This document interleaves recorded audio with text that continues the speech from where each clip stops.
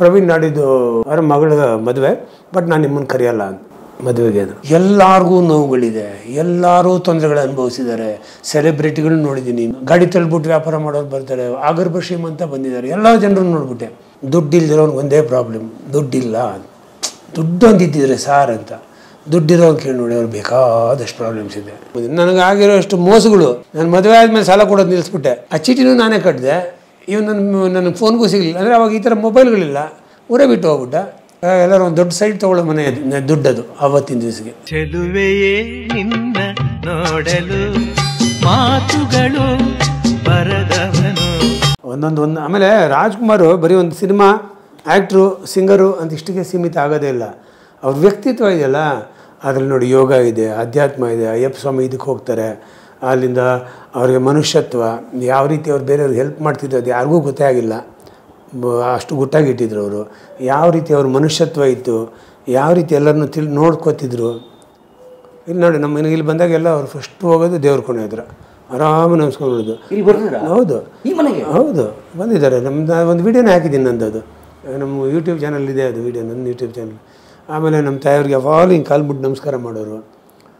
ಅವರೊಂದು ಇದೇ ಬೇರೆ. ಅಲ್ಲಿ ಹೋದರೆ ಪೂರ್ತಿಯಾಗಿ ಹಿಂಗೆ ಬಗ್ಬಿಟ್ಟು ಆ ದೇವ್ರ ಕೊನೆ ಹತ್ರ ನಮಸ್ಕಾರ ಮಾಡಿ ಬರ್ತಾರೆ ಅವರು. ಆ ಥರ ನಮ್ಮ ಸುಷ್ಮಿತಾ ಹುಟ್ಟಿ ಸ್ವಲ್ಪ ಒಂದು 6 ತಿಂಗಳು 7 ತಿಂಗಳು ಬಂದಿದ್ರು. ಅವಳು ನನ್ನ ಮಗಳು ಹುಟ್ಟಿ ಆವಾಗ ಒಂದು ಸಲ ಅದನ್ನು ಇಟ್ಕೊಬೋದು ನೋಡಿದು. ಅದು ನೋಡಿ ಅವ್ರಿಗೆ ಅಷ್ಟು ಅದ್ರ ಮಾತಾಡೋ ರೀತಿ ನೋಡಿ. ಅವಳು ಚಿಕ್ಕದಾಗ ಸ್ವಲ್ಪ ಅಂತಂದರೆ ಇದು ಮಾಡಿಬಿಟ್ಲು ಅನ್ಸುತ್ತೆ, ರಿಸರ್ಚ್ ಮಾಡಿಬಿಡು ಅನ್ಸುತ್ತೆ. ಅವ್ರು ಇಮಿಡಿಯೇಟಾಗಿ ಖರ್ಚಿಗೆ ಕೊಡೋ ಮೇಲೆ ಅಂತ ಅಂದ್ಬಿಟ್ಟು ನೋಡಿ ಮಕ್ಕಳು ಏನು ಮಾಡಿದ್ರು ಚೆಂದ ನೋಡಿ ಅಂತ. ಮಕ್ಕಳೇನಂದರೆ ದೇವ್ರ ಥರ, ಅದು ಯಾರಿಗೂ ಅಸಹ್ಯ ಅನಿಸಲ್ಲ. ಅವು ಏನಾರ ಮಾಡಲಿ, ಏನೇ ಮಾಡಲಿ. ಈವನ್ ಅವರು ಇದಕ್ಕೆ ಹೋದ್ರೂ ಕೂಡ ಗಮ್ ಅಂತ ಇರುತ್ತೆ. ಯಾಕಂದರೆ ತಾಯಿ ಅಲ್ಲಿ ಮಾತ್ರ ಕೊಡ್ದಿರ್ತಾರೆ, ಆ ಗಮ್ಮೆ ಇರುತ್ತೆ ಅವರು ಎಲ್ಲದರಲ್ಲೂ. ಯಾವುದ್ರಲ್ಲೂ ಅಸಹ್ಯ ಕೆಟ್ಟ ವಾಸನೆ ಅಂತ ಬರೋಲ್ಲ. ಆಮೇಲೆ ದೊಡ್ಡವರಾಗ್ತಾ ಈ ಹೊರಗಡೆ ತಿನ್ನೋಕ್ಕೆ ಶುರು ಮಾಡ್ತಾರೆ, ಅಲ್ಲಿಂದ ಹೊಡಿಯುತ್ತೆ ನೋಡಿ ವಾಸನೆ ಅಂತ. ವಾವ್, ಏನು ಮಾತು ನೋಡಿ ಅವ್ರದ್ದು. ತಾಯಿ ಹಾಲು ಅಮೃತ ಕುಡ್ದಂಗೆ, ಅದು ಕುಡ್ದಾಗ ಏನೂ ಅನಿಸಲ್ಲ ಯಾರಿಗೂ. ಏನು ಹಿಂಗೆ ಮಾಡಿದೆ ಅಂತ ಯಾರೂ ಗಲೀಜು ಅಂದ್ಕೊಳ್ಳೋದಿಲ್ಲ ಅಂತ. ದೊಡ್ಡವರಾಗ್ತಾ ಆಗ್ತಾ ಹೊರಗಡೆ ತಿಂಡಿ ತಿಂತಾರೆ, ಆವಾಗ ಆ ವಾಸನೆಗಳು ಬರೋಕ್ಕೆ ಶುರು ಆಗುತ್ತೆ. ಅಂದರೆ ಹೊರಗಡೆ ಬಂದ್ಬಿಡುತ್ತೆ ಅವ್ರಿಗೆ ಅನ್ನೋ ಥರ. ಅರ್ಥ ಮಾಡಿಕೊಂಡ್ರೆ ಅರ್ಥಗಳಿದೆ ಅವ್ರ ಮಾತುಗಳೆಲ್ಲ ತುಂಬ. ಆಮೇಲೆ ಇವರ ಬಗ್ಗೆ ಪುಸ್ತಕ ಮಾಡಿದ್ರಿ. ಏನು ಪುಸ್ತಕ ಅದು? ರಾಜ್ಕುಮಾರ್ ಒಂದು ಬೆಳಕು ಅಂತ. ಅಂದರೆ ತುಂಬ ಫೋಟೋಗಳು ತೆಗೆದಿದ್ದೆ. ಸೊ ರಾಜ್ಕುಮಾರ್ ಒಂದು ಬೆಳಕು ಅಂತ ಅದು 2 ಥರ ಮಾಡಿದೆ. ಒಂದು ದೊಡ್ಡದು ಕಾಫಿ ಟೇಬಲ್ ಬುಕ್ ಥರ, ಅದು ಇಂಪೋರ್ಟೆಡ್ ಆರ್ಟ್ ಪೇಪರೆಲ್ಲ ಹಾಕ್ಬಿಟ್ಟು ಎಲ್ಲ ಮಲ್ಟಿ ಕಲರ್ ಆಲ್ ಪೇಜಸ್ ಎಲ್ಲ ಮಾಡಿದ್ದು. ಅದಾದಮೇಲೆ ಚಿಕ್ಕ ಪುಸ್ತಕ ಈ ಸೈಜ್ದು, ಬಟ್ ಒಂದು ಸ್ವಲ್ಪ ಜಾಸ್ತಿ ಪೇಜಸ್. ಯಾರು ಅಲ್ಲಿರೋ ಕಂಟೆಂಟ್ ಎಲ್ಲ ಇರುತ್ತೆ, ಬಟ್ ಅಷ್ಟು ಫೋಟೋಸ್ ಇಲ್ಲ, ಬ್ಲ್ಯಾಕ್ ಆ್ಯಂಡ್ ವೈಟಲ್ಲಿ ಮಾಡಿದೆ. ಯಾಕಂದರೆ ಜನರಿಗೆ ರೀಚ್ ಆಗೋ ಥರ. ಅದು 1800 ರೂಪಾಯಿ ಇಡಬೇಕಾಯ್ತು ನಾನು. ಯಾಕಂದರೆ ಬುಕ್ಸ್ ಕಮಿಷನ್ನೇ ಒಂದು ಅವ್ರಿಗೊಂದು 30% 35% ಹೋಗ್ಬಿಡುತ್ತೆ. ಆಮೇಲೆ ನಮ್ಮ ಖರ್ಚು, ಅದರದ್ದು ನೆಗೆಟಿವ್ ಸ್ಕ್ಯಾನ್ ಮಾಡೋಕ್ಕೆ ನನಗೆ 80,000 90,000 ರೂಪಾಯಿ ಆಗುತ್ತೆ ಬರೀ ಸ್ಕ್ಯಾನ್ ಮಾಡೋದಕ್ಕೆ. ಸ್ವಲ್ಪ ಹೈ ರೆಸಲ್ಯೂಷನ್ ನಾನು ಇರೋದು ಎಲ್ಲ ಮಾಡೋದಕ್ಕೂ ಹೋಗಲಿಲ್ಲ, ಇಂಪಾರ್ಟೆಂಟ್ ಮಾಡಿದ್ದೆ. ಇದು ಮಾಡಿದ್ಮೇಲೆ ಚಿಕ್ಕ ಬುಕ್ಕು ಒಂದು 3 ಎಡಿಷನ್ ಆಗೋಯ್ತು ಆಗಲೇ. 1 2 ಇಲ್ಲ 3 ಎಡಿಷನ್ ಈಗ ಮಾಡಬೇಕು, ಬಾಕಿ ಇಟ್ಟಿದ್ದೀನಿ. 2 ಎಡಿಷನ್ ಆಯಿತು. ಇದು ಎಲ್ಲ ಖಾಲಿ ಆಗೋಯ್ತು ದೊಡ್ಡದು. 1800 ರೂಪಾಯಿ ಕೊಟ್ಟು ತೊಗೊಂಡಿದ್ದಾರೆ ಜನ ಪಾಪ. ಅಷ್ಟು ಮಟ್ಟಿಗೆ ಎಷ್ಟು ಪ್ರೀತಿ ಇರಬೇಕು ನೋಡಿ ರಾಜ್ಕುಮಾರ್ ಮೇಲೆ. ಇನ್ನು ಯಾರ ಮೇಲೆ ಬರೆದಿದ್ರೆ ನಂದು ಹೋಗ್ತಿರ್ಲಿಲ್ಲ ಆ ಥರ. ಎಲ್ಲ ಖಾಲಿ ಆಯ್ತು, ಅದು ಚೆನ್ನಾಗಾಯಿತು. ಬಟ್ ಆ ಬುಕ್ಕಲ್ಲಿ ಕೆಲವು ವಿಷಯಗಳು ಬರೆದಿದ್ದೀನಿ ನಾವು. ಈ ಥರದ್ದು ಮಾತಾಡಿದ್ವಲ್ಲ, ಈ ಥರದ್ದೆಲ್ಲ ಅವ್ರ ಮನುಷ್ಯತ್ವ ಏನು, ಹೆಂಗೆ ಇತ್ತು ಅವ್ರ ಸಂಬಂಧಗಳು ಮನೇಲಿ, ಹಿಂಗೆ ಎಲ್ಲ ಬರೆದಿದ್ದೀನಿ. ಸೊ ತುಂಬಾ ನಮ್ಮ ಬರ್ಗೂರು ರಾಮಚಂದ್ರಪ್ಪನವರು ಅದ್ರ ಬಗ್ಗೆ ಒಂದು ವಿಮರ್ಶೆ ಮಾಡಿದರು. ಯಾವುದು ಸಮಯ ನ್ಯೂಸ್ ಚಾನಲ್ ಯಾವುದೆಲ್ಲ ಇದ್ರು ಅವರು ಅವಾಗ. ತುಂಬಾ ಅದ್ಭುತವಾಗಿ ಮಾಡಿದ್ದಾರೆ ಅವರು. ಯಾಕಂದರೆ ಅವ್ರಿಗೆ ರವಿ ಬೆಳಗೆರೆ ಅವರು ಯಾವತ್ತೂ ಒಂಥರ ಕಟುವಾಗೇ ಮಾಡೋರು. ಅವರು ಒಂದು ಇಂಟರ್ವ್ಯೂ ಕೊಟ್ಟಿದ್ದರು. ರಾಜ್ಕುಮಾರ್ ಅವರ ಬಗ್ಗೆ ಬರೆದ ಅವರ ಒಂದು ಪುಸ್ತಕ ಗೌರವಗಳಲ್ಲಿ ಇದು ಅತ್ಯುತ್ತಮವಾದ್ದು ಅಂತ ನಾನು ಭಾವಿಸ್ತೀನಿ ಅಂತ ಹೇಳ್ಬಿಟ್ಟು ಬರೆದಿದ್ರು. ಈ ಅತ್ಯುತ್ತಮ ಗೌರವ ಅಂತ ಭಾವಿಸ್ತೀನಿ ನಾನು, ಅಷ್ಟು ಚೆನ್ನಾಗಿ ಬರೆದಿದ್ದಾರೆ ಪ್ರವೀಣ್ ಅವರು ಅಂತ ಹೇಳಿದರು. ಬರ್ಗೂರವರು ತುಂಬ ಚೆನ್ನಾಗಿ ಹೊಗಳಿದ್ರು. ಅಭಿನಂದಿಸ್ತೀನಿ ನಾನು ಪ್ರವೀಣ್ ನಾಯಕ್ ಅವ್ರನ್ನ ಈ ಪುಸ್ತಕಕ್ಕಾಗಿ ಅಂದಿಲ್ಲ. ಅಷ್ಟು ಒಂದು ಸ್ವಲ್ಪ rare photos and rare matter ಇತ್ತು ಅದರಲ್ಲಿ ತುಂಬ. ಈಗ ಅದ್ರದ್ದು ಎಷ್ಟೋ ಫೋಟೋಗಳು ಕದ್ಬಿಟ್ಟು ಎಲ್ಲರೂ ಹಾಕ್ಕೊಂಡಿದ್ದಾರೆ, ಎಷ್ಟೋ ಕಡೆ ಬಿಡಿದೆ. ಅದು ಭಗವಾನ್ ಅವ್ರದ್ದು ನಿಮ್ಮ ಇದರಲ್ಲಿ ನೋಡಿದೆ, ಭಗವಾನ್ ಮಾತಾಡಿದಾರಲ್ವ, ಅವ್ರು ರಾಜ್ಕುಮಾರ್ ಜೊತೆ ಇರೋ ಫೋಟೋ ಎಲ್ಲ ನಾನೇ ತೆಗೆದಿದ್ದು. ತಗೊಂಡ್ರದು ಅದು ಭಗವಾನ್ ಅವರು ನನ್ನ ಫೋಟೋ ನಂದು ನಿನ್ನ ಅಣ್ಣ ಇವ್ರ ಜೊತೆ ತೆಗೆದೇ ಇಲ್ಲ ಹಂಗೆ ಅಂದರೆ ಬನ್ನಿ ಸರ್ ಅಂತ ನಿಲ್ಲಿಸಿ ಎಲ್ಲ ಹಿಡ್ಕೊಂಡು ಹೆಗಲ ಮೇಲೆ ಹಿಂಗೆ ಇಟ್ಕೊಂಡು ಹಿಂದ್ಗಡೆಯಿಂದ ಎಲ್ಲ ತೆಗೆದಿದ್ದೀನಿ. ಯಾವ್ದು ಜೀವನ ಚೈತ್ರ ಟೈಮಲ್ಲಿ ಜೀವನ್ ಚೈತ್ರ ಫೋಟೋ ಶೂಟ್ ಮಾಡೋ ಟೈಮಲ್ಲಿ ಅನ್ಸುತ್ತೆ. ಜೊತೆಗೂ ನೀವು ತುಂಬ ಫೋಟೋಸ್ ಮಾಡಿದ್ದೀರಿ, ಬಹುತೇಕ ಎಲ್ಲ ಸ್ಟಾರ್. ಅಂದರೆ ಜರ್ನಲಿಸ್ಟ್ ಅಲ್ವಾ, ಎಲ್ಲರದು ಮಾಡಲೇಬೇಕು. ರಾಜ್ಕುಮಾರ್ ಅವರೆಲ್ಲ ಕೆಲವು ಸಲ ಕರೆಸಿ ಮಾಡೋದು. ಆಮೇಲೆ ಇವನ್ ವಿಷ್ಣುವರ್ಧನ್ ಅವ್ರ ಮಗಳು ಇದು ಮದುವೆ ಆಯ್ತಲ್ಲ, ಕೀರ್ತಿ ಮೇಡಮ್ದು ಚಂದನ ಮೇಡಮ್ದು ಜ್ಞಾಪಕ ಇಲ್ಲ, ಇಬ್ಬರು ಕೀರ್ತಿ ಮೇಡಮ್ದು ಇರಬೇಕೇನೋ. ಆವಾಗ ನನ್ನ ಜೊತೆ ಎಲ್ಲರೂ ಚೆನ್ನಾಗಿದ್ರು ದೇವ ಪುಣ್ಯಕ್ಕೆ, ಅಂದರೆ ಎಲ್ಲರ ಜೊತೆ ಚೆನ್ನಾಗೇ ಇದ್ದು ನಾನು. ವಿಷ್ಣುವರ್ಧನ್ ಫೋನ್ ಬಂತು, ಪ್ರವೀಣ್ ನಾಡಿದ್ದು ಇಂಥ ವಾರ ಏನು ಶುಕ್ರವಾರ ಅವರ ಮಗಳ ಮದುವೆ, ಬಟ್ ನಾನು ನಿಮ್ಮನ್ನು ಕರೆಯಲ್ಲ ಅಂತ ಮದುವೆಗೆ ಅಂದರು. ಯಾಕೆ ಸರ್ ಅಂದೆ. ಅಲ್ಲ ಮನೆಯವ್ರನ್ನ ಯಾರು ಕರೀತಾರ ಅಂದರು. ಒಂದ್ಸಲ ಶಾಕ್ ನನಗೆ, ಯಾಕೆ ಹಿಂಗಂದ್ರಪ್ಪ ಅಂದ್ಕೊಂಡು. ಆಮೇಲೆ ಎಲ್ಲ ಹೇಳಿದ್ರು ಬನ್ನಿ, ಆಮೇಲೆ ಮದುವೆ ಫೋಟೋ ವೀಡಿಯೋ ಎಲ್ಲ ನೀವೇ ಮಾಡಬೇಕು, ನಿಮ್ಮ ಫೋಟೋಗ್ರಫಿ ಎಲ್ಲ ನಮ್ಗೆ ತುಂಬ ಇಷ್ಟ. ನಿತ್ಯಾನಂದ ಅಂತ ನಮ್ಮ ಫ್ರೆಂಡ್ ಇದ್ದಾರೆ, ಅವ್ರು ನಿಮ್ಮನ್ನು ಮೀಟ್ ಅಂದರೆ ಫೋನ್ ಮಾಡ್ತಾರೆ, ಸೊ ಅದೇನಾಗುತ್ತೆ ಏನಾಗುತ್ತೆ ಮಾತಾಡ್ಕೊಳ್ಳಿ, ಆಮೇಲೆ ನೀವೇ ಮಾಡಿಕೊಡ್ಬೇಕು ಅಂದರು. ಥ್ಯಾಂಕ್ ಯು ಸರ್ ಅಂತೆ, ಒಳ್ಳೇದಾಗಲಿ ಸರ್ ಅಂತೆ. ಆಯಿತು ಆಯಿತು ಆಯಿತು ಅಂತ ಖುಷಿಯಾಗಿದ್ದರು ಅವರು, ನಾವೇ ಮಾಡಿಕೊಟ್ಟಿದ್ದು ಅವಾಗ. ಆ ಥರ ಎಲ್ಲರಿಗೂ ಖುಷಿಯಾಗಿದೆ, ಪ್ರೀತಿ ಇತ್ತು. ಇವಾಗ ಏನು ಕಾಣೋದಿಲ್ಲ ಎಲ್ಲೂ. ಒಂಥರ ಭಾಳ ಕಮರ್ಷಿಯಲ್ ಆಯಿತು ಅನಿಸ್ತು. ಕಾಲ ಆಯ್ತು ಅಷ್ಟೇ ನಮ್ಮ ಬರ್ತಾ ಎಲ್ಲೋ ಗೊತ್ತು ಹೋಗಿ. ಆದರೆ ನಾವೆಲ್ಲ ತುಂಬ ಕಷ್ಟಪಟ್ಟಿದ್ದೀವಿ. ನೆಗೆಟಿವ್ ಫೋಟೋ ನೋಡಿ ಹಿಂಗೆ ಕೈ ಇಟ್ಕೊಂಡಿದ್ದೆ, ನಾನು ಪರಿಚಯ ಹೇಳಬೇಕು ಲೆಕ್ಕ ಹಾಕ್ಬೇಕು, ಇಷ್ಟು ಇಟ್ಕೊಂಡ್ರೆ ಓಕೆ. 32.8 ಕಿಟಕಿ ದೂರದಲ್ಲಿ ಇಟ್ಕೊಂಡು ನೋಡೋದು, 32.8 ಎಷ್ಟು ನೋಡಿ ಕರೆಕ್ಟಾ ಅಂದರೆ ಕರೆಕ್ಟ್ ಬರುತ್ತೆ, 32.8 ಬರ್ತಾಯಿದೆ ಅಂತ. 30 ಶಟರ್ ಸ್ಪೀಡು ಅಪರ್ಚರ್ ಓಪನ್ ಮಾಡಿ 2.8ಗಿನ್ನ ಜಾಸ್ತಿ ಸಿಗೋಲ್ಲ ಅಂತ, ಕರೆಕ್ಟಾಗಿದೆಯಾ ಅಂತ. ಅಲ್ಲ ನೀಡ್ತಾರೆ, ಅದು ಓಕೆ ಅನ್ನೋದು ಇರೋದಷ್ಟೇ ಅಂತ ನೋಡಿ ಹಂಗೆ ನಾವು ಹಂಗೇ ಕಲ್ತಿದ್ದು. ಹೆಂಗೆ ಎಷ್ಟು ಅಪರ್ಚರ್ ಇಡಬೇಕು, ಎಷ್ಟು ಶಟರ್ ಸ್ಪೀಡ್ ಬಿಡಿ, depending on the speed of the ಇದು ಮೂವ್ಮೆಂಟ್ ಇರೋದ್ರ ಮೇಲೆ ಹೋಗ್ಬೋದು. ಬಟ್ ಅಪರ್ಚರ್ ಏನು ಅನ್ನೋದು ನಾವೇ ಕ್ಯಾಲ್ಕುಲೇಟ್ ಮಾಡಬೇಕು. ಆಟೋ ಫೋಕಸ್ಗಳು ಇರಲಿಲ್ಲ, ಆಟೋ ಕಂಟ್ರೋಲ್ ಏನೂ ಇಲ್ಲ, ಎಲ್ಲ ಮ್ಯಾನ್ಯುಯಲಿ ಮಾಡಬೇಕಿತ್ತು. ನಿಮ್ಮ ರಾಜ್ಕುಮಾರ ಓದ್ದವನಲ್ಲ, ಯಾವ ವಿಧವಾದಂತಹ ವೇದ ಮತ್ತೊಂದು ಅದು ಇದು ಏನೂ ಗೊತ್ತಿಲ್ಲದೆ ಇರ್ತಕ್ಕಂಥ ಮನುಷ್ಯ. ಬದುಕಿನ ಉದ್ದೇಶ ಏನು ಅಂತ ನಾನು ತುಂಬ ಜನ ಕೇಳ್ತಾರೆ. ಫಸ್ಟು ಬದುಕಿನ ಉದ್ದೇಶ ಏನಪ್ಪ ಅಂತಂದರೆ, ಉದ್ದೇಶ ಯಾವುದೂ ಇಲ್ಲ, ಮೋಕ್ಷ ಅಂತಾರೆ, ಇನ್ನೇನೋ ಅಂತಾರೆ. ಫಸ್ಟ್ ಥಿಂಗ್ ಏನು ಗೊತ್ತಾ, ನಾವಿರೋ ಅಷ್ಟು ದಿವಸ ಒಂದು ಆಯುಸ್ಸಿದೆ ನಮಗೆ. ಎಷ್ಟು ವರ್ಷ ಕೊಟ್ಟಿದ್ದಾರೋ ಏನು ಗೊತ್ತಿಯೋ, ಅಥವಾ ಯಾರು ಅನುಭವ ನನಗೆ ಬರುತ್ತೋ ಇದೆಯೋ ಇರ್ತೀನೋ ಏನೂ ಗೊತ್ತಿಲ್ಲ. ನಾನು ಜಗತ್ತಿಗೆ ಬೇಡ, ಕೋಟಿ ಹುಳುಗಳ ಥರ ಜನರಲ್ಲಿ ನಾನು ಒಬ್ಬ. ಇಷ್ಟು ದೊಡ್ಡ ಭೂಮಿಯಲ್ಲಿ ಒಂದಿಷ್ಟು ಚಿಕ್ಕದಾಗದೆ ಕೂತಿದ್ದೀವಿ ನಾವು, ಇಷ್ಟೆಲ್ಲ ಮಾತಾಡೋರು. ಅದು ಹ್ಯೂಜಾಗಿ ನೋಡಿದ್ರೆ ನಾವು ಲೆಕ್ಕಕ್ಕೆ ಇಲ್ಲ. ಆಮೇಲೆ ದೊಡ್ಡದು ಹಿಂಗೆ ಮೇಲಿಂದ ನೋಡಿದ್ರೆ ಹಿಂಗೆ ಈಸ್ಕಾಕರೆಲ್ಲ ಹೋಗೋ ಅಷ್ಟು ಚಿಕ್ಕದಾಗಿದ್ದೀವಿ ನಾವು. ಅಷ್ಟು ಇದ್ದು ಒಂದಿಷ್ಟು ವರ್ಷ ಅಂತ ಇದು ಬರ್ತೀವಿ, ನಮ್ದು ಏನಿದೆಯೋ ಅದು ಮಾಡ್ಕೊಂಡು ಹೋಗ್ತೀವಿ. ಬಟ್ ಇರೋ ದಿವಸ ನೆಮ್ಮದಿಯಾಗಿ ಖುಷಿಯಾಗಿ ಜೀವನ ಕಳಿಬೇಕೆಲ್ಲರೂ ಅಷ್ಟೇ. ಎಲ್ಲರಿಗೂ ನೋವುಗಳಿದೆ, ಎಲ್ಲರೂ ತೊಂದರೆಗಳು ಅನುಭವಿಸಿದ್ದಾರೆ. ಸೆಲೆಬ್ರಿಟಿಗಳನ್ನ ನೋಡಿದ್ದೀನಿ, ಮ್ಯೂಸಿಷಿಯನ್ ಅಂದರೆ ಸಂಗೀತಗಾರರು ನೋಡಿದ್ದೀನಿ, ಸಂಗೀತ ಹಾಡೋರು ನೋಡಿದ್ದೀನಿ, ಭವಿಷ್ಯ ಹೇಳೋರು ಬಂದಿದ್ದಾರೆ, ಇನ್ಯಾರು ನೋಡಿ ಒಂದು ಗಾಡಿ ತಳ್ಳಿಬಿಟ್ಟು ವ್ಯಾಪಾರ ಮಾಡೋರು ಬರ್ತಾರೆ, ಆಗರ್ಭ ಶ್ರೀಮಂತ ಬಂದಿದ್ದಾರೆ, ಎಲ್ಲ ಜನರನ್ನು ನೋಡ್ಬಿಟ್ಟೆ. ಪ್ರತಿಯೊಬ್ಬರಿಗೂ ಪ್ರಾಬ್ಲಮ್ ಇದೆ. ದುಡ್ಡಿಲ್ದಿರೋನ್ಗೆ ಒಂದೇ ಪ್ರಾಬ್ಲಮ್, ದುಡ್ಡಿಲ್ಲ. ದುಡ್ಡು ಅಂತಿದ್ದಿದ್ರೆ ಸಾರ್ ಅಂತ, ದುಡ್ಡಿರೋನು ಕೇಳಿ ನೋಡಿ ಅವ್ರು ಬೇಕಾದಷ್ಟು ಪ್ರಾಬ್ಲಮ್ಸ್ ಇದೆ.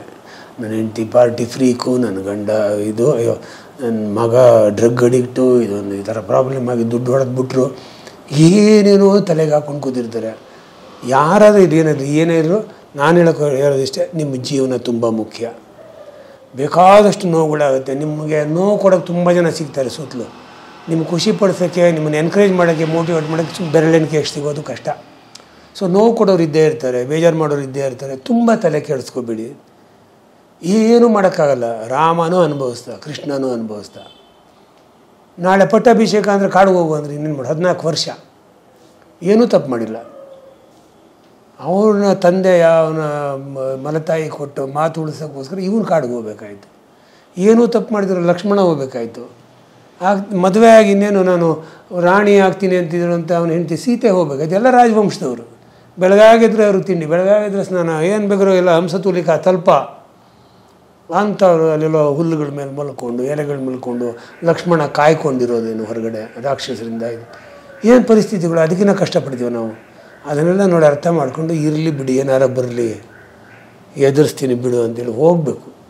ನಾನು ಯಾವಾಗ ಹೇಳೋದು, ಜೀವನದಲ್ಲಿ ಏನು ಬಂದರೂ ಹೆದರಬೇಡಿ, ಎದುರಿಸೋದು ಕಲ್ತ್ಕೊಳ್ಳಿ ಅಂತ. ಹೆದರಿದ್ರೆ ನಾವು ಹೆದರ್ತಾನೆ ಹೋಗ್ತೀವಿ. ನೀವು ಹೆದರ್ಬಿಟ್ಟು ಓಡಿದ್ರೆ ನಾಯಿ ಮರಿ ಅಟ್ಟಿಸ್ಕೊಂಡೇ ಬರುತ್ತಲ್ಲ, ಹಂಗೆ ಬರ್ತಾ ಇರುತ್ತೆ. ಬೇಡ, ಕಷ್ಟ ಪರ ಎದುರಿಸೋಣ ಬಿಡು. ಏನಿವಾಗ ಏನಾಯಿತು, ಸತ್ತೋಗ್ಬಿಟ್ನ ನಾನು, ಫೇಸ್ ಮಾಡ್ಬೇಕಾದ್ರೆ ನೋವಾಯಿತು, ಆಗಲಿ, ಬೇಜಾರಾಯ್ತು, ಆಗಲಿ, ಮನುಷ್ಯ ನಾನು, ಬೇಜಾರಾಗುತ್ತೆ. ಬಟ್ ಹಂಗಂದ್ಬಿಟ್ಟು ಅವರೆಲ್ಲ ಬಿಟ್ಬಿಟ್ರ. ಶ್ರೀರಾಮ ಅವ್ನು ರಾಮರಾಜ್ಯ ಕಟ್ಟದ, ಕೃಷ್ಣಂಗೆ ರಾಧೆ ಸಿಗಲಿಲ್ಲ, ಅವನೇನು ಅದಕ್ಕೋಸ್ಕರ ತಲೆ ಕೆಡ್ಸ್ಕೊಂಡು ಕೂತೋಗ್ಬಿಟ್ನ. ಅವ್ನು ಮಾಡೋ ಅಂಥ ಸಹಾಯ ಮಾಡ್ದ, ಧರ್ಮಸ್ಥಾಪನೆ ಮಾಡ್ತೀನಿ ಅಂತ ಹೋದ, ಪಾಂಡವರು ಸಹಾಯ ಮಾಡ್ದ, ಗೆದ್ದ. ನಮ್ಮ ಜೀವನದಲ್ಲಿ ದೊಡ್ಡ ಗುರಿ ಇದೆಯೋ ಇಲ್ಲವೋ ಗೊತ್ತಿಲ್ಲ, ಆದಷ್ಟು ಇಟ್ಕೊಳ್ಳೋಣ. ಏನು ಇಟ್ಕೊಳ್ಳಿ ಬಿಡಿ, ನಾನಿದ್ದರೆ ಈ ಪ್ರಪಂಚದಲ್ಲಿ ಏನಾದ್ರು ನಡೀತಾ ಇರಲಿ, ನಾನು ನೆಮ್ಮದಿಯಾಗಿರೋದನ್ನು ಕಲ್ತ್ಕೊಳ್ಳೇಬೇಕು. ನಮ್ಮ ಪ್ರಕೃತಿಗೆ ಒಂದು ಏನಂತಾರೆ ಪೂಜ್ಯ ಭಾವದಿಂದ ನೋಡಿ ಅಂತ ವೇದಗಳನ್ನು ಹೇಳ್ಕೊಂಬಂದಿದ್ದೀವಿ ನಾವು. ಪ್ರಕೃತಿನ ಪ್ರೀತಿಸಿ, ಪ್ರಕೃತಿನ ಪೂಜಿಸಿ ಅಂತ. ಏನಕ್ಕೆ ಅಂದರೆ ಅದೇ ನಮ್ಗೆ ಕೊಡ್ತಾ ಇರೋದಿಲ್ಲ. ಗಾಳಿ ಇಲ್ದಿರ ಇರೋಕ್ಕಾಗಲ್ಲ, ನಾವು ನೀರಿಲ್ಲದೆ ಇರೋಕ್ಕಾಗಲ್ಲ, ಎಲ್ಲ ಕೊಡ್ತಿದೆ. ಅದನ್ನು ರೆಸ್ಪೆಕ್ಟ್ಫುಲಿ ಚೆನ್ನಾಗಿ ಯೂಟಿಲೈಸ್ ಮಾಡಿ ಒಂದು ಮನುಷ್ಯತ್ವ ಸಾಧ್ಯವಾದಷ್ಟು. ನಾನು ಬೋಧನೆಗಳು ಮಾಡೋಕ್ಕಾಗಲ್ಲ, ಚೆನ್ನಾಗಿ ಇದ್ಬೋಣ ಅಂತ. ನಾವು ಚೆನ್ನಾಗಿರ್ಬೇಕಾದ್ರೆ ಏನು ಅಂತ ಬಸವಣ್ಣರು ಹೇಳಿದ್ದಾರೆ, ಸಿಂಪಲ್ ಕನ್ನಡ ಮಾತುಗಳಲ್ಲಿ ಹೇಳಿದ್ದಾರೆ. ಕಳಬೇಡ ಕೊಲಬೇಡ, ಹುಸಿಯ ನುಡಿಯಲು ಬೇಡ, ಅನ್ಯರಿಗೆ ಅಸಹ್ಯ ಪಡಬೇಡ, ತನ್ನ ಬಣ್ಣಿಸಬೇಡ. ನಾನು ಹೇಳ್ಕೊಳ್ಳೋದು, ನಾನೇನು ಗೊತ್ತು, ಇನ್ನೊಬ್ಬರ ಬಗ್ಗೆ ಅಸಹ್ಯ ಪಡ್ಕೋಬೇಡ ಅಂತ ಕ್ಲೀನಾಗಿ ಚಿಕ್ಕ ಮಾತುಗಳು ಹೇಳ್ತಾವ್ರೆ. ಇದೇ ಅಂತರಂಗ ಶುದ್ಧಿ, ಇದೇ ಬಹಿರಂಗ ಶುದ್ಧಿ ಅಂತ. ಎಮ್ಮ ಚಿಂತೆ ಹಾಸಲುಂಟು ಹೊದೆಯಲುಂಟು, ಪರಚಿಂತೆ ನಮಗೆ ಕೈ ಅಂತ. ಬೇರೆಯವ್ರ ಬಗ್ಗೆ ಮಾತಾಡ್ತೀವಿ, ನಮ್ಮ ಮೇಲಲ್ಲಿ ಏನಂತಾರೆ ಕತ್ತೆ ಸದ್ದು ಬೀರುತ್ತೆ, ಅಲ್ಲಿ ನೊಣ ಬಿದ್ದಿದ್ದು ಹುಡುಕ್ತೀವಿ. ಎಲ್ಲ ಹೇಳ್ಬಿಟ್ಟಿದ್ದಾರೆ ಇಂಥ ಮುಂಚೆ ಬಂದವರೆಲ್ಲ, ಒಳ್ಳೊಳ್ಳೆ ವಿಷಯಗಳು ಹೇಳ್ಕೊಂಡು ಬಂದವ್ರೆ. ಯಾವುದನ್ನು ನಾವು ಯಾವುದಕ್ಕೆ ನೋಡಿ, ಅಯ್ಯ ಎಂದರೆ ಸ್ವರ್ಗ, ಎಲ್ಲವೋ ಎಂದರೆ ನರಕ. ಅಪ್ಪ ಪಾಪ ಅಯ್ಯ ಏನಪ್ಪ ಚೆನ್ನಾಗಿದ್ದೀನೋಣ ಅಂದರೆ ಒಂದು ಸ್ವರ್ಗ ಅಲ್ಲೇ ಇದೆ. ಏನು ಯಾವನ ಲೇ ಅಂದರೆ ಹೋಯ್ತು ನಿನ್ನಲ್ಲಿ ನರಕ ಅಲ್ಲೇ ನೋಡ್ತೀಯ ಅಂತ. ಅಯ್ಯ ಎಂದರೆ ಸ್ವರ್ಗ, ಎಲ್ಲವೋ ಎಂದರೆ ನರಕ. ಲೇ ಅಂತ ತಕ್ಷಣ ಸ್ವರ್ಗ ನರಕ ಅಂತಾರೆ ಅವರು. ನುಡಿದರೆ ಮುತ್ತಿನ ಹಾರದಂತಿರಬೇಕು ಅಂತ, ಮುತ್ತು ಪುಣದಂಗೆ ಇರಬೇಕಂತೆ ಮಾತುಗಳು, ಹಂಗಂತಾರೆ ನೋಡಿ. ಯಾಕೆ ಅದು ಮಾಡೋಕ್ಕಾಗಲ್ಲ ನಾವು? 12ನೇ ಶತಮಾನದಲ್ಲಿ ಹೇಳಿದ್ರು, ನಾವೇನು ದೊಡ್ಡ ಸಂತರ ಆಗಬೇಕಾಗಿಲ್ಲ, ದೊಡ್ಡ ವಿಷಯ. ಫಸ್ಟ್ ನಾನು ನೆಮ್ಮದಿಯಾಗಿರೋಕೆ ಇದನ್ನೆಲ್ಲ ಕಲಿಬೇಕು. ಪ್ರಪಂಚ ಎಲ್ಲ ನೆಮ್ಮದಿಯಾಗಿಡೋಕೆ ನಮ್ಮ ಕೈಲಿ ಆಗೋದಿಲ್ಲ. ನಾವು ನೆಮ್ಮದಿಯಾಗಿರ್ಬೇಕಲ್ಲ ಇಲ್ಲಿ ಇರೋಷ್ಟು ದಿವಸ. ಚಿಂತೆಗಳು ಯೋಚನೆಗಳು ಮಾಡಿಕೊಂಡು sin won't kill you but guilt will. ತಪ್ಪುಗಳು ಎಲ್ಲರೂ ಮಾಡಿದ್ದಾರೆ, ಮಾಡ್ತಾರೆ. ತಪ್ಪುಗಳು ನಿಮ್ಮನ್ನು ಸಾಯಿಸೋದಿಲ್ಲ. ತಪ್ಪಿತಸ್ಥ ಭಾವನೆ ಇದೆಯಲ್ಲ, ನೀವು ಇಟ್ಕೊಂಡು ಕೂತ್ಕೊಂಡು ಕೊರಗ್ತಾ ಇದ್ರೆ ಅದು ನಿಮ್ಮನ್ನು ಸಾಯಿಸುತ್ತೆ, ಅದು ನಿಮಗೆ ಹಿಂಸೆ ಕೊಡುತ್ತೆ. ಪಾಪ ಪ್ರಜ್ಞೆನೇ ಸಾಯಿಸೋದು. ಈಗ ಮ್ಯಾಕ್ಬೆತ್ ನಾನು ಎಕ್ಸಾಂಪಲ್ ಕೊಡೋದು ಯಾವಾಗಲೂ, ರಾಜನ್ ಕೊಂದ್ಬಿಟ್ಟ. ಅವನು ಲಕ್ಷಾಂತರ ಜನರನ್ನು ಕೊಂದಿದ್ದಾನೆ, ಅವ್ನಿಗೇನು ಅನಿಸಿಲ್ಲ. ರಾಜನ್ ಕೊಂದ ತಕ್ಷಣ ತಪ್ಪು ಮಾಡಿದೆ, ನನ್ನ ಮೇಲೆ ನಂಬಿಕೆ ಇಟ್ಟಿದ್ದ, ನಾನು ಸೇನಾಧಿಪತಿ, ನಾನು ಸಾಯಿಸಬಾರ್ದಾಗಿತ್ತು, ಎಲ್ಲ ಭರವಸೆ ಆಯಿತು. ಇಲ್ಲಿಂದ ಡೌನ್ ಆಗ್ತಾ ಹೋದ. ಯಾರನ್ನೋ ಎಲ್ಲ ಕರೆಸ್ತಾನೆ, ಮಾಟಗಾತಿನ ಕರೆಸ್ತಾನೆ. ಅವನು ಹೇಳ್ತಾರೆ, ಆ ಕಾಡು ನಡ್ಕೊಂಡು ಬಂದಾಗ ಇದರಿಂದ ಆದಾಗ ನೀನು ಸಾಯ್ತೇ ಬಿಡು, ಅಲ್ಲಿವರು ನೀನು ಸಾಯಲ್ಲ, ಯೋಚನೆ ಮಾಡಿಬಿಡ. ಆ ಕಾಡು ನಡ್ಕೊಂಬರೋದು ಸಾಧ್ಯನಾ? ಇದೇ ಸಾಧ್ಯನಾ ಅಂತಿದ್ದ. ಅದು ಕರೆಕ್ಟಾಗಿ ಶತ್ರುಗಳು ಬಂದಾಗ ಮರಗಳನ್ನ ಅಡ್ಡ ಇಟ್ಕೊಂಡು ಹಿಂಗೆ ನಡ್ಕೊಂಬರ್ತಾಯಿದ್ರು. ಅದು ಒಂದು 3 ನಿಜ ಆಗೋಗುತ್ತಲ್ಲ ಕೊನೆಯಲ್ಲಿ ಹೊಸದೋಗ್ಬಿಟ್ಟು ನೋಡಿ. ಆದರೆ ಬೈದಲ್ಲಿ ಎದುರು ಕೂತ್ಕೊಂಡ್ಬಿಟ್ಟ, ಕೊರಗ್ತಾ ಕೂತ್ಕೊಂಡ್ಬಿಟ್ಟ. ಯಾವಾಗಲೂ ಏನೇ ಅದನ್ನು ನಾವು ಧೃತಿಗೆಟ್ಟರೆ ಹೋಯ್ತು. ನಾನು ಫೇಸ್ ಮಾಡಿದಷ್ಟು ವಿಷಯಗಳು, ಆಮೇಲೆ ನನಗಾಗಿದ್ದು ಅಷ್ಟು ಅವಮಾನಗಳು ಎಲ್ಲವನ್ನು ನಾನು ಒಂದೇ ಥರ ತೊಗೊಂಬಂದಿದ್ದೀನಿ. ನನಗಾಗಿರೋ ಅಷ್ಟು ಮೋಸಗಳು, ನಾನು ಮದುವೆ ಆದಮೇಲೆ ಸಾಲ ಕೊಡೋದು ನಿಲ್ಲಿಸ್ಬಿಟ್ಟೆ.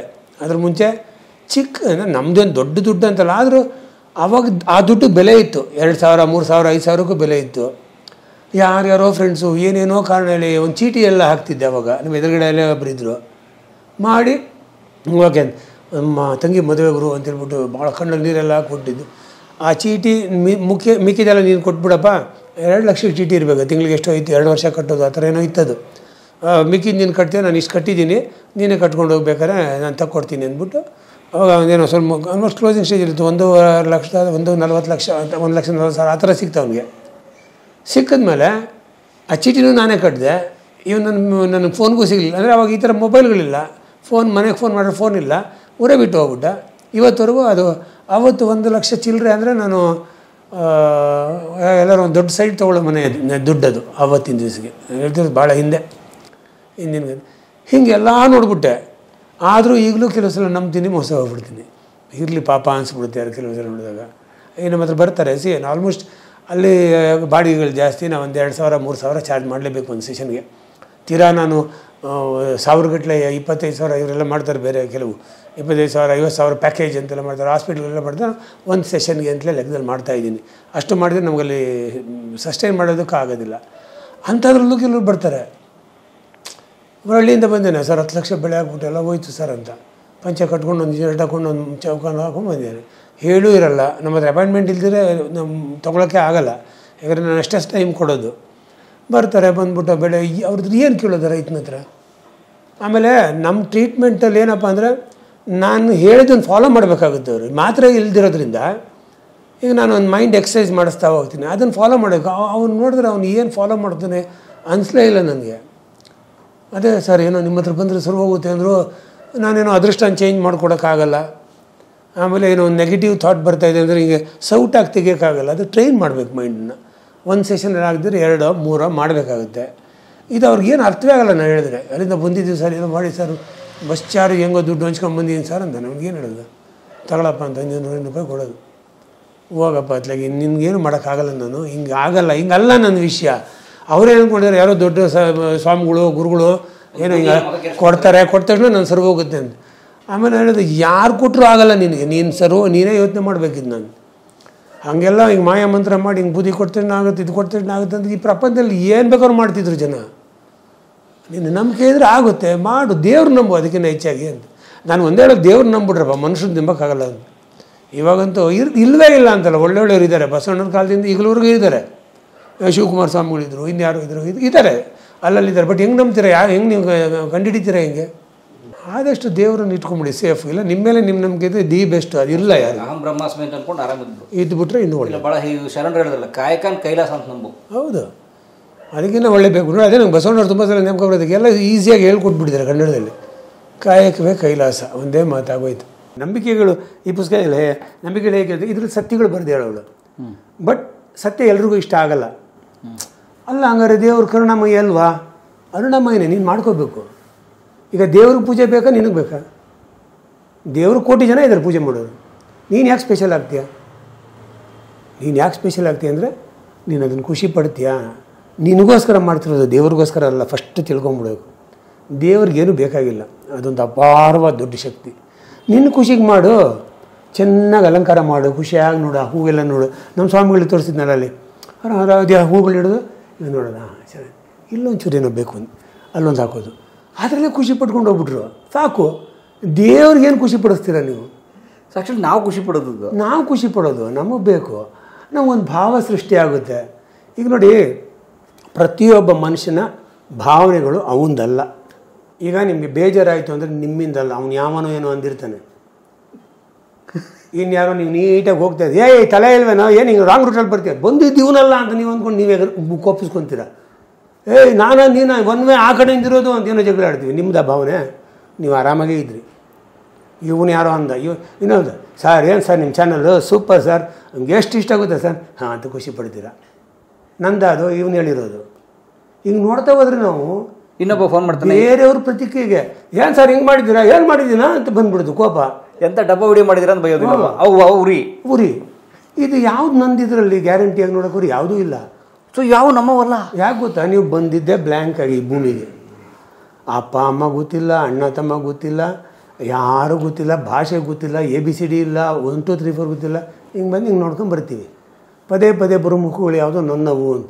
ಯಾರೋ ನನಗೆ ಹಾಲು ಕುಡಿಸೋಳು, ನನಗೆ ಜೀವ ಕೊಡ್ತೇನೋ, ನನ್ನ ಹಸು ನೀಗಿಸ್ತಾವಳೆ, ಹಿಂಗೆ ಗೊತ್ತಾಗ್ತಾ ಅಮ್ಮ ಅಪ್ಪ ಅನ್ನೋಕ್ಕೆಲ್ಲ ಕಲ್ತ್ಕೊಳ್ಳೋದು. ಬ್ಲ್ಯಾಂಕ್ ಮನಸ್ಸು. ಅದಕ್ಕೇನೋ ಇದೆಯಾ, ಅಯ್ಯೋ ನಾನು ಸ್ವಲ್ಪ ಕರ್ರಗಿದ್ದೀನಿ, ಅದು ನಮ್ಮ ಅಕ್ಕ ನೋಡಿ ಎಷ್ಟು ಬೆಳ್ಳಗಿದೆ ಅಂತ ಅದು ಗೊತ್ತೇ ಇಲ್ಲ. ಈ ಪ್ರಾಣಿಗಳಿರ್ತವೆ ನೋಡಿ, ನಾನು ಕರಿ ನಾಯಿ, ಅದು ಬಿಳಿ ನಾಯಿ ನೋಡು ಅಂತ ಅದು ಗೊತ್ತಿಲ್ಲ. ಮನೆಯಿಂದ ಬರುತ್ತೆ ನೋಡು, ನನಗೇನು ಬಿಲ್ಲಿ ಗುಡ್ಸಲ್ದೆ ಇದೋ ಥರ ರೋಡಲ್ಲಿ ಬಿದ್ದಿದ್ದೀನಿ ನಾನು, ಅವಾಗ ಅನ್ಸೋದೇ ಇಲ್ಲ. ಅವ್ರಿಗೆ ಮಾನ ಮರ್ಯಾದೆ ಇಲ್ಲ. ನೀವೇನೋ ಬೇಕ್ರಿದ್ರು ನಿಮ್ಮ ಕಾಲು ನೆಕ್ಬಿಡ್ತವೆ ಬಂದು, ನೀವು ಪಾಪ ಅಂತ ಒಂದು ಬಂದು ಸಕ್ಕರೆ ತಿರ್ಗಿ ಬಾಲ ಆಡ್ಸ್ಕೊಂಡು ಅಲ್ಲೇ ಇರ್ತವೆ. ಮನುಷ್ಯ ನಾನಾ ಕಾಲು ನೆಕ್ಬೇಕಾ, ಏನು ಅನ್ಕೊಂಬಿಟ್ಟಿದ್ಯಾ, ನಾವು ಫುಲ್ಲು ತೊಗೊಂಬುದು ಕೂತಿದ್ದೀವಿ, ನಮಗೆ ಬೇಕಾದು. ಬಟ್ ಯಾವ್ದಾರ ನಂದ ಅಂತ ನೋಡೋಕ್ರೆ ನಂದೇನೂ ಇಲ್ಲ ಇಲ್ಲಿ. ನೀವು ಯಾವ ತೊಗೊಂಡ್ಬಿಟ್ಟಿದ್ದೀವಿ, ಯಾವ ಭಾವನೆನೂ ನೋಡಿ. ನಿಮಗೆ ಕೋಪ ಬರೋದು, ನೀವು ಭಯ ಆಗೋದು ನಿಮ್ಮಿಂದಲ್ಲ. ಒಂದು ಪಿಕ್ಚರ್ ನೋಡ್ಬಿಟ್ರಿ, ಯಾವುದೋ ಒಂದು ದೆವ್ವದ್ದು ಅಂತೇನು ಕಿರ್ರ ಅಂತ ಸೌಂಡ್ ಹೋಗ್ಬಿಟ್ಟು ಧಮಾಲು ನಿಂತು ಗಂದ್ಬಿಟ್ರಿ. ಆಮೇಲೆ ಮನೆಗೆ ಬಂದ ಕಿರ್ರ ಅಂದಾಗ ಏನು ಅದೊಂಚೂರು ನೋಡಲ್ಲ ಏನು, ಈ ಭಯನೂ ನಂದಲ್ಲ. ಇದು ಯಾವುದೋ TV-ನಲ್ಲೋ ಸಿನಿಮಾದಲ್ಲೋ ನೋಡ್ಕೊಂಡು ಆಗ್ತೀವಿ. ಇಲ್ಲ ಯಾವನೋ ಭಯಂಕರ ಒಂದು ಕತೆ ಹೇಳ್ಬಿಡ್ತಾನೆ, ಹೌದಾ ರಾತ್ರಿ ಹೊತ್ತು ಅಮಾವಾಸ್ಯೆ ದಿವಸ ಮಾತ್ರ ಟ್ರಾವೆಲ್ ಮಾಡೋದು ನಿನಗೆ ಇದೆ ನೋಡು ಅಂತ. ಇನ್ನು ಎದ್ರಕೊಂಡೇ ಹೋಗ್ತಾನೆ, ಹೌದಾ ಅಂತ ಹೆದರ್ಕೊಂಡೋಗಿ ಮಾಡ್ಕೊಂಡ್ಬಿಡ್ತಾನೆ, ಆಕ್ಸಿಡೆಂಟ್ ಮಾಡ್ಕೊಂಡ್ಬಿಡ್ತಾನೆ. ಕರೆಕ್ಟ್. ಯಾಕಂದ್ರೆ ಅವ್ನು ನಡುಕ್ತಾನೆ ಹೋಗ್ತಿರ್ತಾನೆ, ಏನು ಬರ್ತದೋ ಗೊತ್ತಿಲ್ಲಪ್ಪ ಅಂತ. ಅವ್ನು ಬಂದ ಅಂತ ಇವನೇ ಬೇಕಾದ್ರೆ ಹೋಗ್ತಾನೆ ಅವನ ಜೊತೆ ಅವನ ಕಡೆ. ಸೊ ಮನಸ್ಸು ಕೆಡಿಸ್ಕೋಬಾರ್ದು ಅನ್ನೋದು ಇದಕ್ಕೆ. ಉದಾಹರಣೆಗೆ ಗುರು ಬೆಕ್ಕು ಹೋಗ್ಬಿಡ್ತು ನೋಡು ಅಂತ ಅಂದ್ಬಿಡೋದು. ಬೇಕು ಹೋಯ್ತು ಆಯಿತಾ. ಇವತ್ತು ಗ್ಯಾರಂಟಿ ನನಗೆ ಆಕ್ಸಿಡೆಂಟ್ ಆಗುತ್ತೆ ಅಂದರೆ ನಾನು ಹೇಳೋದು ದಯವಿಟ್ಟು ಅಲ್ಲೇ ನಿಲ್ಲಿ, ಇಲ್ಲ ಮನೆಗೆ ಹೋಗ್ಬಿಡಿ, ಇಲ್ಲ ಅದಕ್ಕೊಂದು ಕಂಡಿಡ್ಬಿಡ್ರಿ, ಒಂದು ಸ್ವಲ್ಪ ಹೊತ್ತು ಇದ್ಬಿಟ್ಟು ಹೋಗ್ಬೋದಂತೆ ಅಂತ ಹಂಗೇನಾದ್ರು ಮಾಡಿ. ನಿಮ್ಮ ತಲೆಯೆಲ್ಲ ಡೌಟ್ ಇದ್ದರೆ ಹಂಗೆ ಮಾಡಿ. ಡೌಟ್ ಇಲ್ಲ ಅಂದರೆ ನಮ್ಮಂತ ಹೋಗಿ ಏನಾಗಲ್ಲ. ಡೌಟ್ ಇದ್ದು ಹೋದರೆ ಯಾರೋ ಬರ್ತಾನೇನೋ, ಏನಾಗುತ್ತೋ, ಕನ್ನಡಿ ಅವಾಗ ನೋಡು, ಹಿಂದೆ ಏನೋ ಬರ್ತಾ ಇದ್ದಾನಪ್ಪ, ಹುಷಾರಾಗಿರಪ್ಪ, ಇಲ್ಲಿ ನೋಡು ಅವ್ನು ಹೇಳಿದ್ರೆ ಹೋಗ ಅಂತ ಇವನೇನೋ ಬೈಕೊಂಡು ಮಾಡಿಕೊಂಡು ಕೊನೆಗೆ ಹೋಗಿ ಗುದ್ಬಿಡ್ತಾನೆ ಇವನೇ. ಯಾಕಂದ್ರೆ ಟೆನ್ಷನಲ್ಲೇ ಗುದ್ಬಿಡ್ತಾನೆ, ಯಾರೋ ಗುದ್ದುತ್ತಾರೆ ನನಗೆ ಅಂದ್ಕೊಂಬಿಟ್ಟು. ನಾನು ಹೇಳಿಲ್ವಾ ನೋಡು ಕರೆಕ್ಟ್ ಆಗೋಯ್ತು ಅಂತ. ಆಮೇಲೆ ನಾವು ಬೆಕ್ಕು ಬಂದಾಗ ಹೇಳಿಲ್ಲ, ಹೇಳ್ದೆ ನೋಡು ಹಂಗೆ ಆಯಿತು ಅಂತ. ಅದಕ್ಕೆ ನಿಮ್ಗೆ ನಂಬಿಕೆ ಇದ್ದರೆ ಹೋಗಬೇಡಿ, ವಾಪಸ್ ಮನೆಗೆ ಹೋಗಿ. ಅದಕ್ಕೂ ನೋಡಿ ಎಲ್ಲ ಶಾರ್ಟ್ ಕಟ್ಕೊಂಡಿದ್ದಾರೆ, 1 ನಿಮಿಷ ನಿಂತ್ಬಿಟ್ಟು ಇಳಿಯೋದಂತೆ. ಆಮೇಲೆ ಹೋದ್ರೆ ಅದು 2ನೇ ಟ್ರಿಪ್ ಅಂತ ತೊಗೊಂಡ್ಬಿಡುತ್ತೆ ಬೆಕ್ಕು. ಇದು ರೌಂಡ್ ಟು ಬಿಟ್ಬಿಡೋಣ. ಇಂಥವೆಲ್ಲ ಮೂಢನಂಬಿಕೆಗಳು ತುಂಬ್ಕೊಂಡು ಕೂತಿದ್ದೀವಿ. ಬಟ್ ನಂಬಿಕೆ ವರ್ಕ್ಸ್ ಎ ಲಾಟ್. ಅದೇ ವರ್ಕ್ ನೋಡಿ. ಈಗ ಅವ್ನಿಗೆ ನಂಬಿದ್ರೆ ಪಾಪ ಅವ್ನು ನಂಬಿದ್ರೆ ಅವನು ನೆಗೆಟಿವ್ ಆಗುತ್ತೆ ಅಂದರೆ ಮಾಡದೇ ಇರೋದೇ ಒಳ್ಳೇದು. ನಮ್ಮ ಅಂಗಡಿ ಮುಂದೆ ಒಂದು ಈ ಥರ ಕಟ್ಟಿದ್ರೆ ನಂಗೆ ಚೆನ್ನಾಗಿರುತ್ತೆ ಅಂದರೆ ಕಟ್ಕೋ. ಯಾವುದೋ ದೃಷ್ಟಿ ಬೊಂಬೆ ಹಾಕಿದ್ರೆ ಯಾರು ದೃಷ್ಟಿ ಬೀಳೋದ್ರೆ ಕಟ್ಕೋ, ನಿನ್ಗೆ ಆ ನಂಬಿಕೆ ಇದ್ರೆ ಮಾಡು ಅನ್ನೋದು. ನಾನು ಅದೆಲ್ಲ ಮೂಢನಂಬಿಕೆ ಅಂತ ಕಟ್ಟಿದ್ರಲ್ಲಿ ಅರ್ಥನೇ ಇಲ್ಲ. ನಿನಗಿದೆ ತಾನೇ ಕಟ್ಕೋ, ನನಗಿಲ್ಲ, ನಾನು ಕಟ್ಟಲ್ಲ. ಪ್ರವೀಣ್ ನಾಯಕ್ ಅವ್ರನ್ನ ನಾವು ಉಷ್ ಸಿನಿಮಾದಲ್ಲಿ ಅಭಿನಯಿಸಿದ ನಟ, ಕೆಲವು ಒಳ್ಳೆ ಛಾಯಾಚಿತ್ರಗಳನ್ನು ತೆಗೆದಿದ್ದಾರೆ ಅಂತ ಅಷ್ಟೇ ಅಂದ್ಕೊಂಡಿದ್ವಿ ನಮ್ಮ ಅಲ್ಪಜ್ಞಾನದಿಂದ. ಕ್ಷಮೆ ಇರಲಿ ಸರ್ ಜೊತೆಗೆ. ಹಾಗಾಗಿ ಆದರೆ ಅವರು ಎಷ್ಟು ಬದುಕಿನ ಒಳ ನೋಟಗಳನ್ನು ಉಳ್ಳವರು, ಎಷ್ಟು ತಿಳ್ಕೊಂಡಿದ್ದಾರೆ, ಎಷ್ಟು ಓದ್ಕೊಂಡಿದ್ದಾರೆ, ಎಷ್ಟು ಜೀವನ ಅನುಭವ ಅವ್ರಿಗಿದೆ. ಒಬ್ಬ ನಿಜವಾದ ಅನೇಕ ಒಂದು 200-300 ವರ್ಷ ಬದುಕಿರೋ ಮನುಷ್ಯನ ಅಷ್ಟು ಅನುಭವ ಬಹುಶಃ ನಿಮ್ಮಲ್ಲಿ ಇದೆ ಅಂತ ನನಗನ್ನಿಸ್ತು. ಹಾಗಾಗಿ ಮತ್ತೊಮ್ಮೆ ನಿಮ್ಮ ಹತ್ರ ಬರ್ತೀವಿ, ನಾವು ಮಾತಾಡ್ತೀವಿ. ಪ್ರವೀಣ್ ನಾಯಕ್ ಅವರ ಮಾತು ಕೇಳಿದೆ. ನಿಮಗೆಲ್ರಿಗೂ ಅನಂತ ಧನ್ಯವಾದ. ಮತ್ತೊಮ್ಮೆ ಸಿಗೋಣ ಸರ್ ಜೊತೆಗೆ ಇನ್ನೊಂದು ಭಾಗದಲ್ಲಿ. ಅಲ್ಲಿವರೆಗೂ ಎಲ್ರಿಗೂ ಧನ್ಯವಾದ ಸರ್. ನಿಮಗೂ ಕೂಡ ಕಲಾ ಮಾಧ್ಯಮದ ವೀಕ್ಷಕರ ಪರವಾಗಿ ಧನ್ಯವಾದ ಸರ್. Thank you. ನಾನು ಕೂಡ ಏನು ಹೇಳ್ತೀನಿ ಅಂದರೆ, ನಾನು ಬಂದಾಗಲೇ ಹೇಳಿದೆ, ನಾನು ಶುರು ಮಾಡಿದಾಗ ಅಂದರೆ ಈ ಚಾನೆಲ್ ನೋಡೋಕೆ ಶುರು ಮಾಡಿದಾಗ ನೋಡ್ತಿದ್ದಿದ್ದೆ ಕಲಾ ಮಾಧ್ಯಮ, ಆಮೇಲೆ ಮಸ್ತ್ ಮಗ, ಆಮೇಲೆ ಗೌರಿ ಶೆಟ್ಟಿ ಅವ್ರದ್ದು. ಅಂದರೆ ನನಗೆ ಸ್ವಲ್ಪ ಕ್ಲಾಸ್ ಆಗಿರೋದೇ ನೋಡೋಕೆ ಇಷ್ಟ ಇತ್ತು. ತೀರಾ ರೋಚಕವಾಗಿ ಈ ಹೆಣ್ಣು ಆ ಹೆಣ್ಣು ಅಂತೆಲ್ಲ ಬರುತ್ತಲ್ಲ, ಇನ್ನು ತುಂಬ ಆ ವಿಷಯಗಳು ನನಗೆ ಅಷ್ಟು, ಅಥವಾ ಸಿನಿಮಾದು ಕೂಡ ಅಷ್ಟು ಇಂಟ್ರೆಸ್ಟ್ ಬರ್ತಾ ಇರಲಿಲ್ಲ. ಬಟ್ ಒಂದು ವೈಚಾರಿಕವಾಗಿ, ಒಂದು ಚಾರಿತ್ರಿಕವಾಗಿ ಆ ಥರದ್ದು ಒಂದು ಕಂಟೆಂಟ್ ಅಂತ ಏನಂತೀವಿ ನಮ್ಗೆ ಇಷ್ಟವಾಗೋದು, ಅದು ಒಂದು ಸ್ಟ್ಯಾಂಡರ್ಡ್ ಅಂತ ನೋಡೋ ನನಗೆ ಇವೆಲ್ಲ ಇಷ್ಟ ಆಗಿತ್ತು ತುಂಬ ಈ ಥರ.